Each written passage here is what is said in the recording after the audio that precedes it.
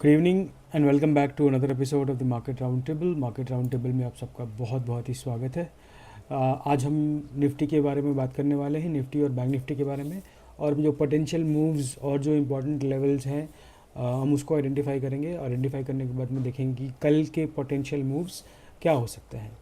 अगर हम निफ्टी को ओवरऑल जो हमने कल के दिन पे जो हमने वीडियो बनाई थी, कल के दिन पे हमने जो वीडियो बनाने के बाद में हमने ये डिस्कस करा था कि जब प्राइस इस लेवल पे आ गया है तो मैं अपने स्टडीज़ को भी एक बार के लिए अनहाइड करता हूँ।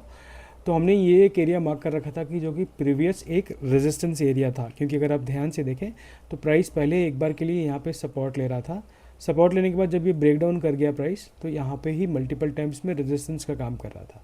तो जब ये प्राइस इस लेवल पे मल्टीपल टाइम रेजिस्टेंस का काम कर रहा था और जब इसका ब्रेकआउट हुआ, तो एक संभावना ये ज़रूर बनता है कि इसी लेवल को ये वापस से ये सपोर्ट का काम करेगा।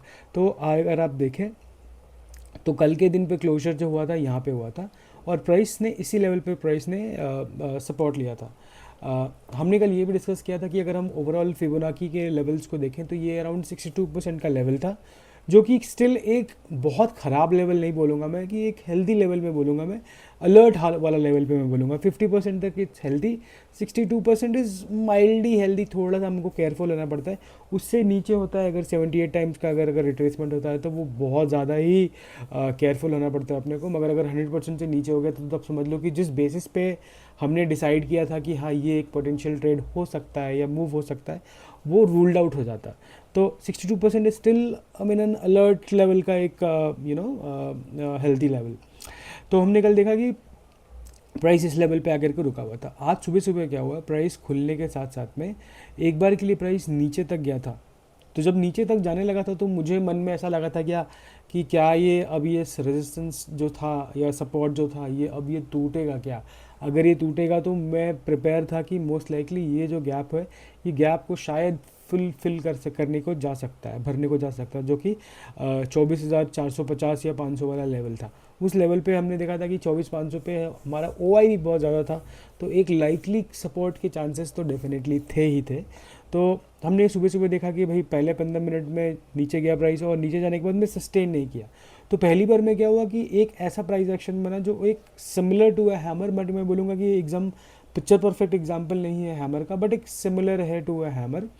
उसके बाद भी मैं वेट कर रहा था कि कुछ क्या होता है, मूव कोई फॉलो अप आता है कि नहीं होता है। जब नेक्स्ट वाले कैंडल में भी देखा मैंने कि भाई इस लेवल पे मल्टीपल टाइम्स जाने के बाद भी नीचे नहीं जा पा रहा, प्राइस वहीं रुक रहा है, तो मेरे मन में थोड़ी सी खुशी की लहर दौड़ी थी एक बार के लिए कि हाँ अब शायद प्राइस इस लेवल पे बेस आउट करने की कोशिश कर रहा है। जब ये थर्ड कैंडल आया, जब ये बुलिश एनगल्फ जैसा कैंडल आया, इसको बुलिश एनगल्फ का एक क्राइटेरिया ये होता है कि पहले एक डाउन ट्रेंड होना चाहिए, मगर ये एक साइडवेज में है। तो मैं इसको एक ये इस सब से देख रहा हूँ मैं कि भाई इस लेवल पे मल्टीपल टाइम सपोर्ट ले रहा है। तो जब इसने सपोर्ट लिया तो हमने कल ये भी देखा था कि परसों के दिन पे इस लेवल पे उसने गैप अप करा था, और गैप अप करने के बाद में अगर आप मैंने कल लेवल दिखाई भी थी, अगर आप ध्यान से देखें तो यहाँ पे एक छोटू सा गैप था। यहाँ पे अगर मैं इसको जूम आउट करूँगा, जूम इन करूँगा तो और दिखेगा क्लियरली। अब देखिए, अब मैं आपको जूम इन करके दिखाता हूँ कि ये एक गैप लेवल था यहाँ पर। देखिए अब आपको शायद दिख रहा होगा कि यहाँ पे एक छोटू सा गैप एरिया था। ये गैप एरिया पे एक बार के लिए सपोर्ट लेना या रेजिस्टेंस लेना बनता था। तो एक बार के लिए मैं वेट करती कि हालांकि इस कैंडल को देखने के बाद में मेरे बुलिश साइड पे ज़्यादा बायस हो गया था, क्योंकि कहीं ना कहीं ये लेवल्स को नीचे साइड पे रिजेक्शंस आ रहे हैं। तो मैं वेट कर रहा था कि ये वाले लेवल को ब्रेकआउट करता है कि नहीं करता है। तो जैसे ही इस लेवल को इसने ब्रेकआउट किया, हमने हमारी जो कॉल सेल वाले ट्रेड्स थे, कॉल सेल वाले ट्रेड्स को हम एग्जिट कर गए और हमने पुट सेल वाले ट्रेड्स को और भी थोड़ा क्लोज ला दिया। मतलब थोड़ा पुट सेल मैंने ओटीएम रखा था, उसको मैं एटीएम के करीब लेके आया, पास लेके आया। उसके बाद जब इसके फॉलोअप आने लगा था, मैं छोटे टाइम फ्रेम पे देख रहा था कि इसके फॉलोअप आता है कि नहीं। जब इसके फॉलोअप्स आने लगे थे तो उस टाइम पे जाकर के मैंने थोड़ी सी एग्रेसिव बेटिंग के लिए मैंने 24,800 का पुट बेचा था वहाँ पे, कि देखने के लिए कि क्या होता है। अगर मतलब 750 का पहले से स्टार्ट किया बेचना, उसके बाद जाते जाते तक मैंने 800 तक में करके गया था मैं। अच्छा, अब चलते हैं, अब देखते हैं कि अब क्या हो सकता है। अगर हम देखें प्राइस को तो यहाँ तक तो प्राइस एक्शन बुलिश था, बट ये वाला लास्ट वाला जो कैंडल था, लास्ट का जो 15 मिनट का कैंडल है, ये एक बुलिश हरामी टाइप का बोल सकते हैं हम इसको। अब हरामी का एक पैटर्न का मैं ये नहीं बोलता हूँ कि हरामी आने के बाद में हम बैरिश हो जाएंगे, मगर हाँ, हरामी आने के बाद में हम थोड़ा साइडवेज तक के जाने की संभावना हो सकती है प्राइस की। मगर अगर प्राइस कल इस लेवल को, अगर यह हरामी का हाई जाता है कल और ऊपर की साइड पे फॉलो अप आता है, तो हमारा इमीडिएट रेजिस्टेंस ही 750 के पास में है। तो हमें देखना पड़ेगा कि 750 का लेवल टूटता है कि नहीं। अब 750 का लेवल पे मैं ऐसे अराइव होता हूँ, क्योंकि ये जो पहले वाला जो सपोर्ट था, ये एरिया पिवट लो बोल दो आप या फिर सपोर्ट एरिया बोल दो, तो इस एरिया पे अब रेजिस्टेंस का काम करने की एक संभावना बहुत ब्राइट होती है। तो हमें देखना है कि ये लेवल कल ब्रेकआउट करता है कि नहीं। अगर ब्रेकआउट नहीं करता है, मान लीजिए कि अगर नीचे आता है फॉर एग्जांपल, अगर नीचे आता हो तो हमको ये वाला लेवल को होल्ड करना चाहिए, क्योंकि ये देखो इस लेवल पे इसने प्राइस ने मल्टीपल टाइम्स रेजिस्टेंस लिया है। तो अब आइडियली अब इस लेवल पे हमको अब सपोर्ट मिलना चाहिए। अगर ये लेवल सपोर्ट नहीं बनता है तो थोड़ी सी मतलब दिक्कत की बात तो ज़रूर है। मगर हाँ, मैं अभी भी बेरिश कम्प्लीटली नहीं होना चाहूँगा। मैं बेरिश तभी होऊंगा जब मेरा ये जो लो है, जो कि है 24,400 का लेवल, ये जब डिसाइसिवली क्लोज होता है इसके नीचे, तो मैं बेरिश ट्रेड्स के लिए प्लान करूँगा। मगर अभी मैं फ़िलहाल थोड़ा सा साइडवेज टू माइल्ड बुलिश वाला मेरा व्यू है इसके अंदर में। अगर ये लेवल को ऊपर की साइड पे ब्रीच करता है तो मोस्ट लाइकली 24,850 से लेकर के 900 का जो लेवल है, वहाँ पे एक बार के लिए रेजिस्टेंस ले सकता है प्राइस, क्योंकि इस लेवल पे प्राइस ने मल्टीपल टाइम सपोर्ट लिया है। तो एक संभावना बनेगी कि इस लेवल पे जाकर के प्राइस वापस से एक रेजिस्टेंस लेने की संभावना होगी। अगर ये लेवल भी ब्रीच आउट करता है तो हमारा जो नेक्स्ट पॉसिबल जो लेवल होगा वो होगा आपका 25,000 का। बिकॉज ये जो गैप एरिया था, ये गैप एरिया के पास में जाकर के एक बार के लिए शायद हो सकता है रेजिस्टेंस ले। और 25,000 का जो लेवल है वो एक राउंड फिगर नंबर भी है, सेंटेनियल नंबर्स जिसको हम बोलते हैं। तो सेंटेनियल नंबर्स पे कई बार ऐसा होता है कि उस लेवल पे रेजिस्टेंस या सपोर्ट्स लेने के एक संभावना बहुत ब्राइट होती है। पर अगर ये 25,000 वाला लेवल जाता है तो हमारा जो नेक्स्ट पॉसिबल लेवल हो सकता है वो होगा 24,140 का। अगर 40 का भी लेवल जाता है तो हमारा 250 का लेवल, 25,250 का लेवल तक में, और उसके बाद में 25,300 के लेवल भी दिख सकता है। मगर अभी निर्भर करता है कि प्राइस कल क्या करता है, इसके ऊपर की साइड फॉलो अप आता है कि या साइडवेज जाता है। चलिए हम बैंक निफ्टी की तरफ देखते हैं।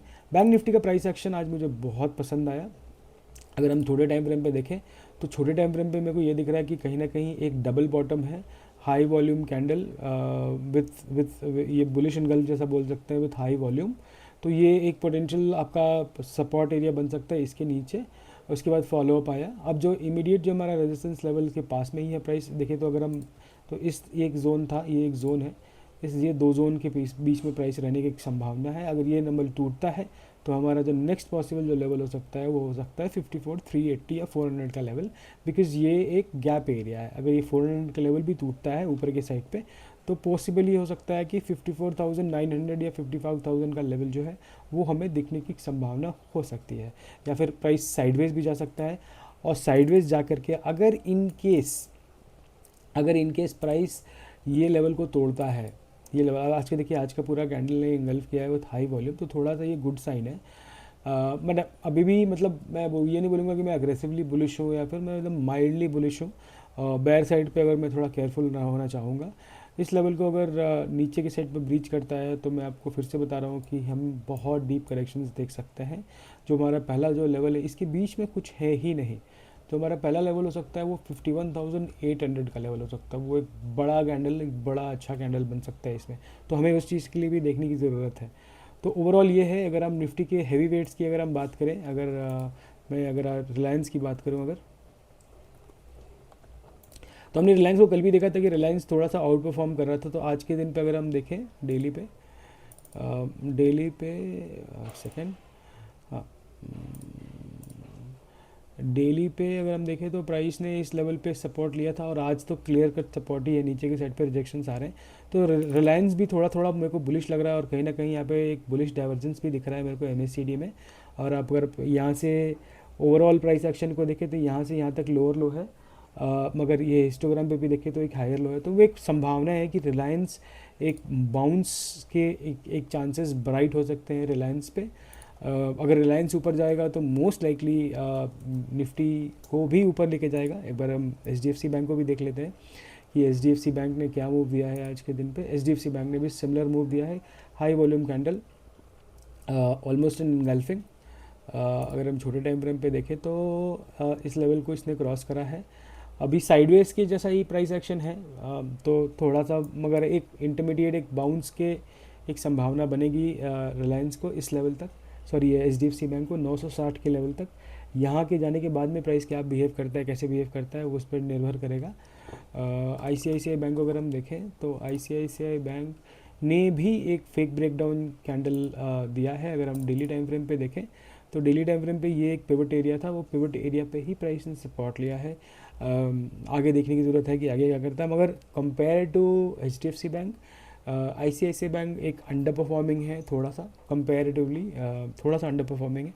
तो हमें ये देखने की ज़रूरत है ओवरऑल क्या करता है। मगर अभी ओवरऑल प्राइस एक्शन को देखने के बाद मैं कहीं ना कहीं थोड़ा सा एक मेरा एक बुलिश बायस प्राइस पे बन रहा है। अगर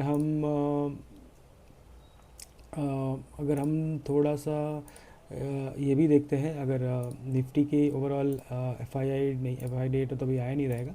अगर हम ओपन इंटरेस्ट की भी अगर हम बात करें 9 तारीख की, तो PCR 1.3 हो गया, तो हमें इस पर थोड़ा अलर्ट होने की ज़रूरत है कि हो सकता है कि अगर 1.5 तक चला जाए तो वो ओवरसोल्ड हो जाता है प्राइस, ओवरबॉट हो जाता है प्राइस, तो वहाँ से एक करेक्शन आने की भी संभावना रहेगी। फ़िलहाल के लिए अगर देखा जाए तो 24,600 और 24,500 पे पुट राइटर्स बहुत स्ट्रांगली बैठे हैं। कॉल राइटर्स जो बैठे हैं एग्रेसिवली वो है 25,000 तक, और 24,800 पे भी उतना नहीं, हालांकि आज शेडिंग हुई है, मगर सबसे हाईएस्ट OI जो कॉल में है वो है 25,000 पे। तो ये सबको देखने के बाद एक ये ज़रूर फीलिंग होता है कि प्राइस कहीं ना कहीं शायद एक ऊपर की साइड पे बाउंस दे। और एक मार्केट में एक न्यूज़ भी चल रहा था वो इस GST को लेकर के, तो अब देखिए GST का रिजल्ट में मार्केट पे क्या असर डालता है ओवरऑल। तो आज के लिए इतना ही है। ट्रेड लेने से पहले आप अपने फाइनेंशियल एडवाइजर से ज़रूर कंसल्ट करें, अपने रिस्क रिवॉर्ड्स को बहुत क्लोजली फॉलो करें। ये जो व्यू बिल्डिंग है मैंने सिर्फ एजुकेशन पर्पस पे है, कृपया करके इस बेसिस पे अपने ट्रेड्स को ना डिसाइड करें, अपने रिस्क रिवॉर्ड्स को बहुत क्लोजली फॉलो कीजिए। धन्यवाद, टेक केयर, हैप्पी डे।